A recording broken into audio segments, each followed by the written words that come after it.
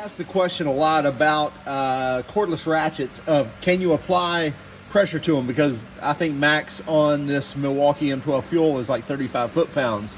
And the answer is, and I'll show you here on this brake caliper, it's not going to break it free.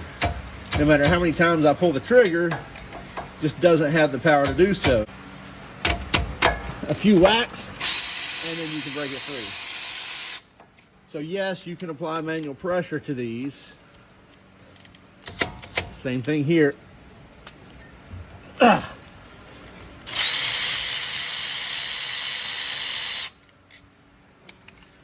So yeah, manual pressure on these, we do it all the time and they hold up well.